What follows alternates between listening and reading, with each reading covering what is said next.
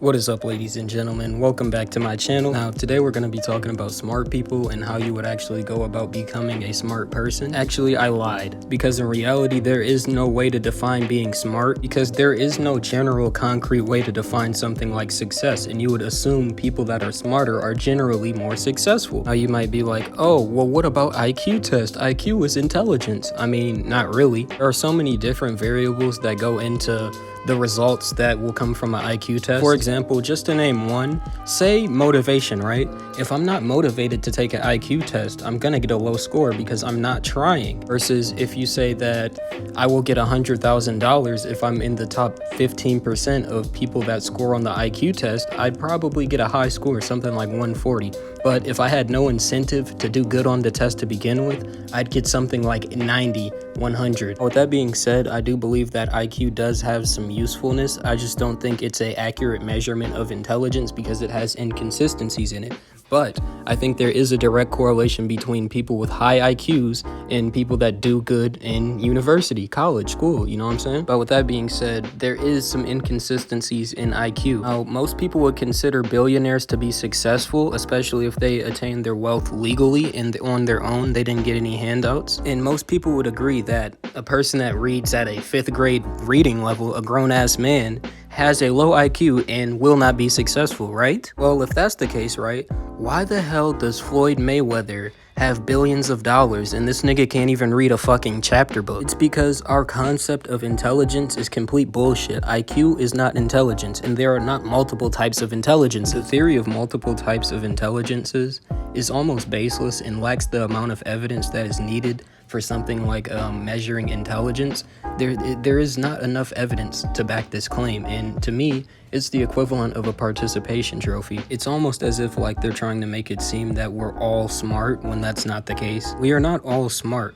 We all have our different talents and things that we're good at, but we're not all intelligent. Emotional intelligence is included in this theory that there are multiple types of intelligences. Emotion is not intelligence. Yes, emotion is a logical process, but it does not correlate with intelligence. Now, why would I say something like this? Because I have evidence in the form of an analogy to back this claim. And no, I'm not on some Ben Shapiro type shit where I'm like, facts don't care about your feelings. I am the ultimate intellectual because I can speak faster than you and I have 7,000 statistics memorized. Oh my god. My reasoning behind claiming that emotion does not correlate with intelligence is actually fairly simple. So to claim that emotion is a type of intelligence, you would assume that a person that has high emotional intelligence has high empathy, right? But psychopaths completely lack empathy, and it's more than clear that they understand emotions and how to exploit them and manipulate them. So the idea that emotion is a type of intelligence is ridiculous and baseless. Okay, so if I don't think that IQ or multiple types of intelligences are accurate measurements of intelligence, then what the hell do I think intelligence actually is? So I like to keep things as simple as possible. So I think that intelligence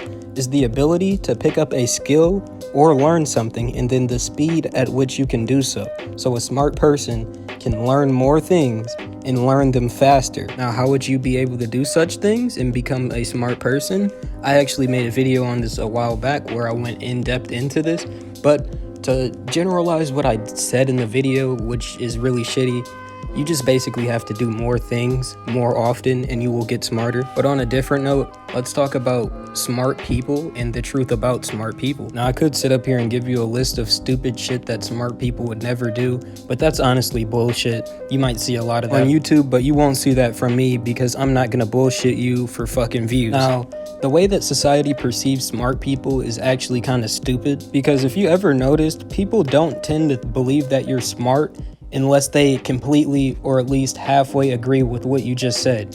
Almost always. That's almost always the case, bro. And I'll give you an example in history. Now, this is the scientist that discovered fucking germs, and at the time everybody was like, nah, germs don't fucking exist. You're a dumbass. Are you fucking schizophrenic? Are you a goddamn maniac? Do you really think that there are these microscopic things that we can't see and that are getting us sick and causing the motherfucking Black Plague? Are you an idiot? Now, as you probably know, this guy was actually 100% correct despite everybody calling him a fucking idiot. I'm using this example to show you that people people don't perceive you to be smart unless they agree with what you said, because they don't actually think that you're inspirational or you're a genius. They just get a little bit of validation because they hold the same views as you. It's like they see the reflection of their self. They don't actually care about you or necessarily what you said.